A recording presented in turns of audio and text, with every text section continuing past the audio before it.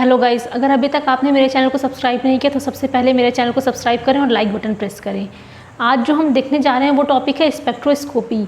Spectroscopy एक ऐसा topic है जो कि बीएससी में आते ही आता है। बीएससी थर्ड ईयर में इसमें से क्वेश्चंस मोस्टली आते ही आते हैं। इवन ये बीएससी में ही नहीं, एमएससी में भी आपको इसका एक पूरा पेपर ही मिलता है। एमएससी के बाद CSIR नेट आप दोगे, CSIR नेट में भी इसमें से क्वेश्चंस पूछते हैं। कहीं ना कहीं 4 नंबर के क्वेश्चन में एक स्टेप इस स्पेक्ट्रोस्कोपी का डाल ही देते हैं। अब हमें ये पहले पता करना है कि अगर आपने अभी सोच रहे हो कि नहीं पढ़ते हैं, अगर आप बीएससी में हो तो भी आप इस टॉपिक को अभी से एकदम क्लियर करके चलो, बिकॉज ये बहुत ही इंपॉर्टेंट टॉपिक है। और अगर नहीं पढ़ना है तो ये मत सोचना कि ये पीछा छोड़ देगा, ये टॉपिक आपके पीछे पीछे चलेगा। अब स्पेक्ट्रोस्कोपी होता क्या है? स्पेक्ट्रोस्कोपी मतलब क्या होता है? आपने स्पेक्ट्रोस्कोपी का क्वेश्चन देखा होगा, उसमें कहीं ना कहीं बहुत सारे डेटा वैल्यूज़ दिए रहती हैं कि यार स्पेक्ट्रोस्कोपी में इतनी फ्रीक्वेंसी है, इतनी फ्रीक्वेंसी। तो ये क्या होता है, मेनली उसी फ्रीक्वेंसी उसी वैल्यूज़ को देख के हमें क्या करना होता है, उसका स्ट्रक्चर का आइडेंटिफिकेशन करना होता है। स्पेक्ट्रोस्कोपी क्या होता है? Identification of structure of molecule. Spectroscopy के थ्रू हम क्या करते हैं, किसी भी मॉलिक्यूल का आइडेंटिफिकेशन करते हैं, उसके स्ट्रक्चर का आइडेंटिफिकेशन करते हैं उसकी वैल्यूज़ के बेसिस पे। तो आज जो टॉपिक हम स्टार्ट करने वाले हैं, स्पेक्ट्रोस्कोपी में बहुत सारी स्पेक्ट्रोस्कोपी आती है, IR spectroscopy, UV spectroscopy, mass spectrometry. लेकिन आज जो हम स्टार्ट करने वाले हैं वो है NMR स्पेक्ट्रोस्कोपी। NMR का पहले फुल फॉर्म हम देख लें। Nuclear magnetic resonance. अब इससे और NMR स्पेक्ट्रोस्कोपी से क्या फ़र्क पड़ता है? न्यूक्लियर मतलब न्यूक्लियस के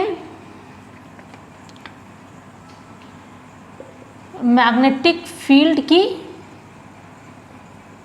मैग्नेटिक फील्ड फ्रीक्वेंसी के बारे में हम पढ़ते हैं कि न्यूक्लियर कोई भी चीज़ जब हम देखते हैं NMR में तो वो क्या देखते हैं, न्यूक्लियर मैग्नेटिक रेजोनेंस स्पेक्ट्रोस्कोपी। इसका मतलब क्या होता है कि वो न्यूक्लियस से कितने ज़्यादा फ्रीक्वेंसी से अटैच्ड है, कितनी ज़्यादा फ्रीक्वेंसी से नहीं अटैच है। तो यहाँ पे एक आता है न्यूक्लियर स्पिन। न्यूक्लियर स्पिन क्या होता है? एक होता है कोई भी मॉलिक्यूल होता है वो भी NMR एक्टिव इनएक्टिव, ये क्वेश्चन में दिया रहता है कि NMR एक्टिव है या NMR इनएक्टिव है। तो हम किस बेसिस पे बोलते हैं कोई भी कंपाउंड NMR एक्टिव है कि NMR इनएक्टिव है? एक टर्म आता है न्यूक्लियर स्पिन, जिसको किससे डिनोट करते हैं? I से। ये बहुत ही इंपॉर्टेंट है इसका जानना। NMR एक्टिव मतलब जहाँ पे I is not equal to 0। अब हमें ये कैसे पता चला कि I is not equal to 0? कोई भी मॉलिक्यूल, कोई भी एलिमेंट है, मान लेते हैं हाइड्रोजन, एटॉमिक मास ये लिखते हैं ना, ऊपर एटॉमिक मास होता है।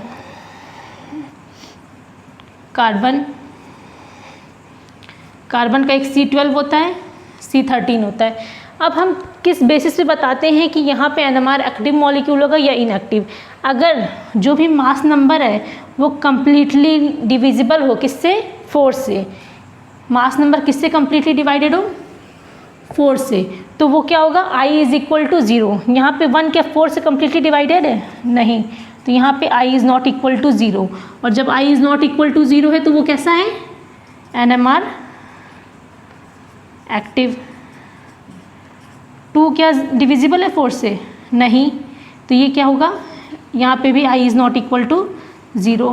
12 कम्प्लीटली डिविजिबल है? यस। 12 को अगर 4 से हम डिविजिबल करेंगे तो यहाँ पे 3 आएगा। तो ये कम्प्लीटली डिविजिबल है। जब कोई चीज़ कम्प्लीटली डिविजिबल होती है वो क्या होती है? I is equal to 0। और जब I इज़ इक्वल टू 0 है वो तो वो कैसा है? NMR इनएक्टिव है। यहाँ पे क्या है? हाइड्रोजन दिया है, atomic mass 1 divided by 4 is not equal to 0 means I is not equal to 0। I is not equal to 0 means NMR active. क्या होगा ये? Active. 2 is divided by 4 is not equal to 0, मतलब क्या ये? Active. 12 upon 4 is divisible by 4 to give 3, so it is inactive. 13 carbon है, ये inactive. And 14 is divisible by 4? नहीं, is not equal to 0, hence inactive, sorry active. 15 divisible by 4? नहीं, तो ये क्या होगा? एक्टिव। 16 डिविजिबल है 4 से, तो ये क्या होगा, इनएक्टिव। तो यहाँ पे जो कोई भी ये क्वेश्चन पूछ लेते हैं वाइवा में टीचर्स कि कौन सा एनएमआर एक्टिव होगा मॉलिक्यूल, कौन सा इनएक्टिव होगा, तो हम किस बेसिस बताएंगे, अगर उसका mass number completely divisible by 4 है तो वो एनएमआर एक्टिव है, sorry completely not divisible by 4 है तो वहाँ पे एनएमआर एक्टिव, और अगर डिविजिबल बाई 4 है तो वो इनएक्टिव हो जाएगा। अब जो हम देखने जा रहे हैं वो क्या देखने जा रहे हैं, मैग्नेटिक न्यूक्लियाई के बारे में। अभी हमने देखा था I इज़ इक्वल टू 0 और I is not equal to 0, वहाँ पे I is equal to 0, I is not equal to 0, ये हमने देखा था। अब हम यहाँ पे देखने जा रहे हैं मैग्नेटिक न्यूक्लियाई, क्योंकि हमें पता है जब भी हम न्यूक्लियस की स्पिन देखते हैं तो क्या देखते हैं, प्लस हाफ या फिर माइनस हाफ, तो इसलिए यहाँ पे जो हम देखने जा रहे हैं वो किस टर्म में देखने जा रहे हैं, हाफ के टर्म में देखने जा रहे हैं।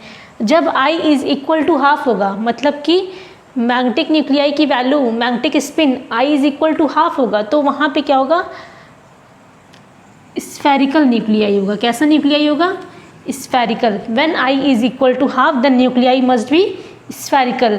I अगर बड़ा है हाफ से तो वहाँ पे स्फेरिकल ना होकर कैसा होगा, क्वाड्रापोल होगा, क्वाड्रापोल एलिप्सॉइड होगा।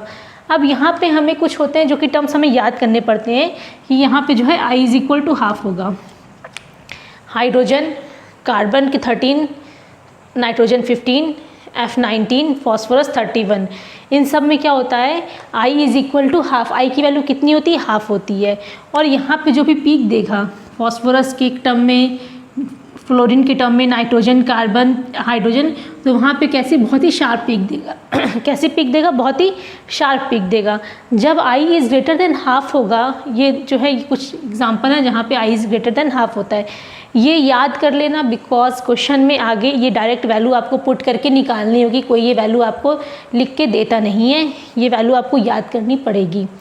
तो यहाँ पे क्या होगा, इन सब जगह पे I is greater than half होगा, तो I is greater than half होने से होगा क्या, यहाँ पे जो भी पीक आएगी वो बहुत ही ब्रॉड पीक आएगी, और यहाँ पे जो क्या बोलते हैं न्यूक्लियाई होगा वो कैसा होगा, क्वाड्रापोल एलिप्सॉइड होगा। क्योंकि जब भी हमने देखा, ये मान लीजिए यहाँ पे ये है स्पिन, अब हमें देखना है ये स्पिन डायरेक्शन है और ये मैग्नेटिक फील्ड। जब स्पिन की डायरेक्शन और मैग्नेटिक फील्ड की डायरेक्शन सेम होगी तो वहाँ पे I इज़ इक्वल टू क्या होगा, माइनस हाफ। क्लॉकवाइज में क्या है, सॉरी एंटी क्लॉकवाइज में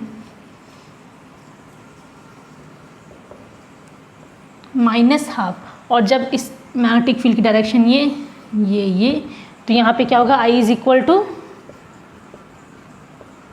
प्लस हाफ, सॉरी ये होगा।